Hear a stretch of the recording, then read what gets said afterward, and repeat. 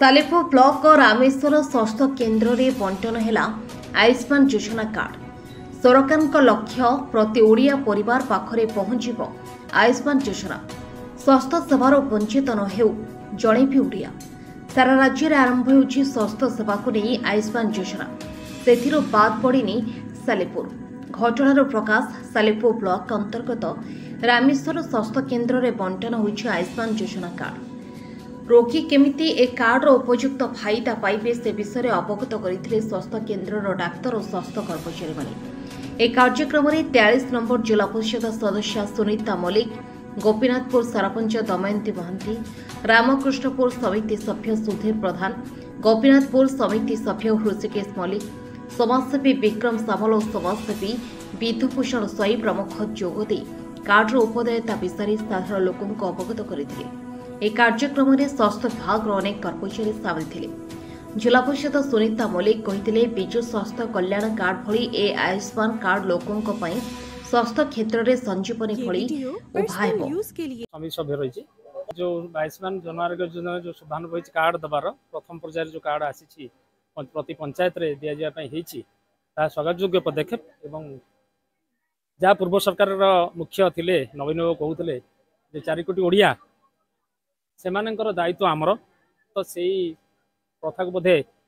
वर्तमान सरकार जहाँ कार्यकारी कर बहुत भल लगुच जो कार्ड आज मिलूँ तो लोक मान से कार्ड द्वारा सेमानंकर कौन भी जीवन आम मूल्यवान बहुत मूल्यवान एवं समस्ते धर्म जाति धर्म निर्विशेष समस्ते कार्ड पाइबे ये आशा आम रखीचु अंतत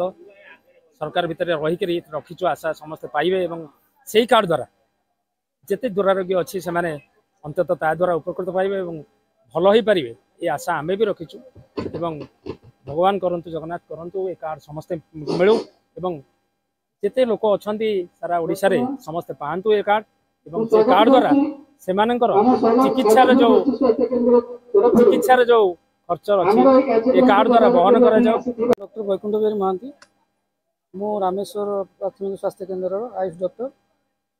आज आमर प्रधानमंत्री जन आरोग्य योजना, गोपबंधु जन आरोग्य योजना एवं वयोबंधु योजना जिले में लोकार्पण उत्सव आज इठारे आम रामेश्वर पीएससी अधीन है। ये अवसर में आमर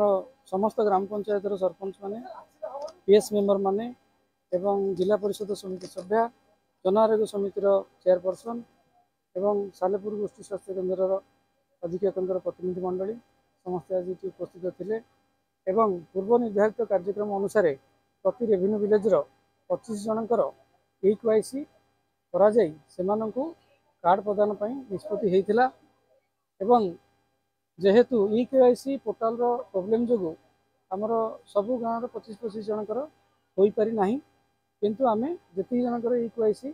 संपूर्ण होईची आमे सेमानंकु आज कार्ड प्रदान करिवो एवं केते जन कार्ड प्रदान कर आमे वर्तमान डेमो कार्ड जो मानकु 10 जनकर आमे डेमो कार्ड प्रस्तुत करथिलु सेथुर आमे 7 जनकु देलु कारण आ 3 जन कोन कारण आसी पर नांती। वर्तमान सुधा आम पाखरे आमे पर दिन मध्य गाँव रे जाई करी लोकन को घरे आमे 8टी कार्ड प्रदान करथिलु एवं वर्तमान हमरो 8टी काउंटर करा जाईची। सब काउंटर रे हमरो 3-3टी गाँव को टैग करा जाईची एवं सेथरे जो मानकर EKYC संपूर्ण होइथिबो सेमानंकु आमे कार्ड प्रदान करिवु। एई कार्ड द्वारा आगुरु जो माने विजु स्वास्थ्य कल्याण योजना रे अंतर्भुक्त थिले समस्त सेतरे अंतर्भुक्त अछंती एवं एथिरे एई कार्ड रे नुआ अछि गोटे वय वंदना योजना। तो वय वंदना योजना अर्थात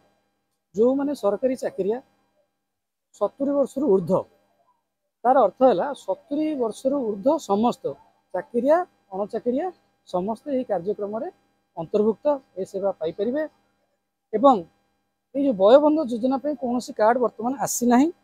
एटा आमर घर घर बुलिकी आमर सर्विस सेंटर वाला जो जनसेवा केंद्र आशा अंगनवाड़ी वर्कर हेल्थ वर्कर एवं कम्युनिटी हेल्थ ऑफिसर मिसिकी से माने